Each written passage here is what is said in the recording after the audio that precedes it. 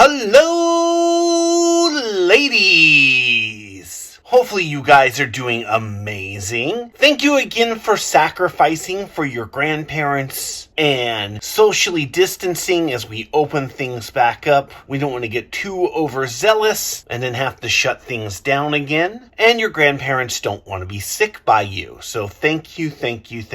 Last time we talked about pinnipeds. We talked about the crawling seals, or what I call true seals.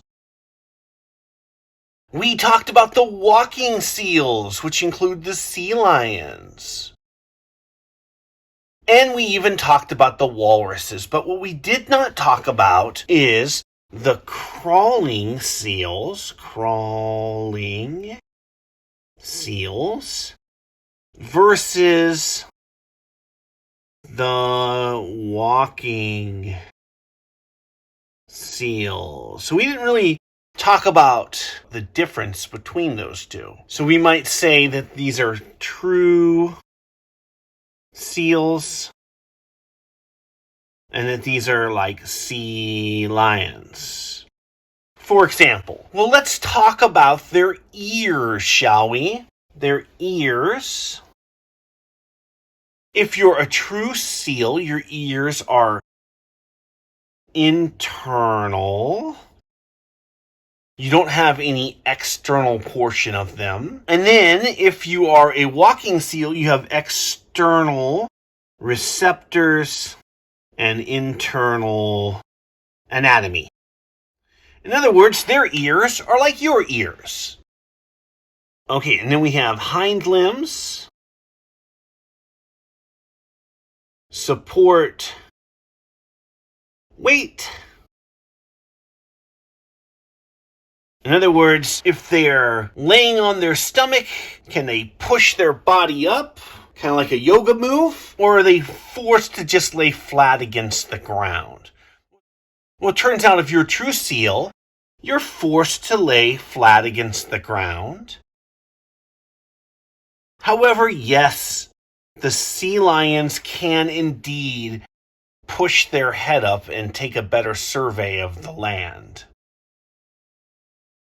In terms of size, do we see sexual dimorphism?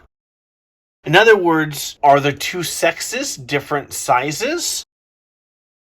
No, in the case of the true seals. Yes, in the case of the walking seals. Okay, we've got a little bit more time here. Don't want to end the video now. So let's do some bonus stuff here. Like, let's talk a little bit about sea otters. If you have not done your assignment for facts about sea otters, this is going to be incredibly easy now, but oh well.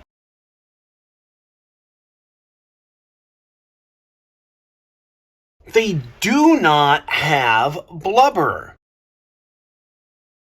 They don't have a lot of fat on their body to keep them warm. Well, oh no, they're small, they lose heat quickly, and they do not have any blubber. How do they solve this problem? Well, they have the thickest fur of any mammal. They have the thickest fur of any mammal, and this is why they were hunted to near extinction. I believe their population size got as low as less than 25 before they started to bounce back. That fur, the fur is oily, and therefore, even though they're in the water, their skin does not get wet. They're swimming in the water, their fur is getting wet, but there's so much oil in it, and remember, oil's hydrophobic, so it prevents water from moving across it, that their skin actually does not get wet at all. More otter facts. To stay warm, they have a very fast metabolism. If you have a very fast metabolism, it means, therefore, they eat constantly. They basically sleep and eat. This is another reason why they were endangered. Fishermen would kill them because they were eating all of the crabs. I should tell you, they eat crabs and shellfish. So things like mussels and urchins and crabs, all those large invertebrates on the bottom of the ocean, they're going to eat. Also, by eating the urchins, they help kelp forest thrive.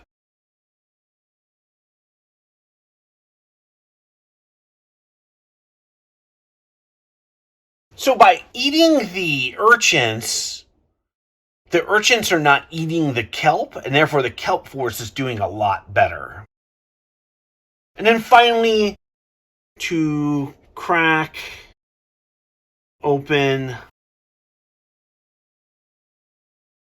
hard shells, they use rocks as tools.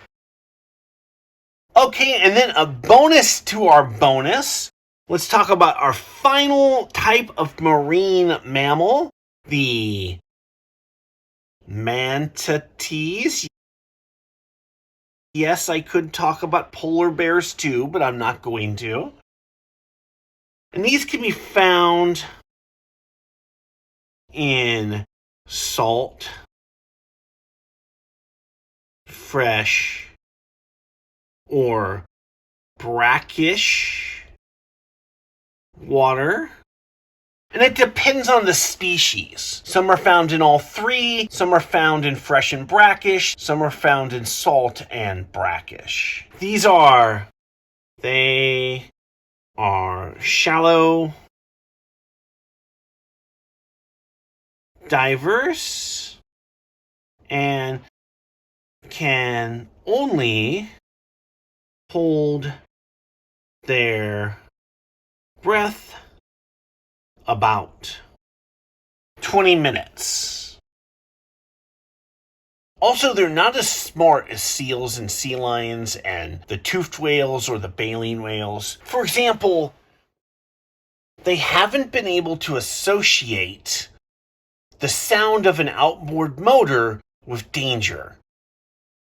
So the number one way they get injured or die is by being hit by boats or being hit by outboard motors.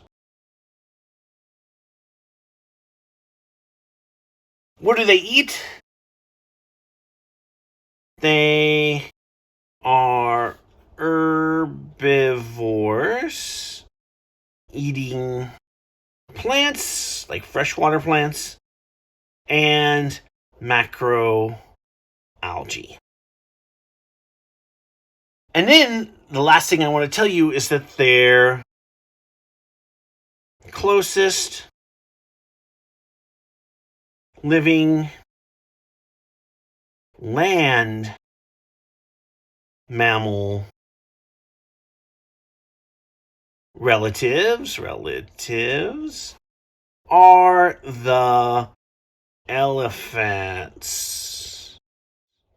Which is kind of weird. If you've seen a manatee and you've seen an elephant, they don't look that similar, but they have internal structures that are pretty similar. Anyway, gang, that's all I've got for you this time. Hopefully you guys are doing amazing. We are getting close now. Graduation's coming up. Good luck, ladies.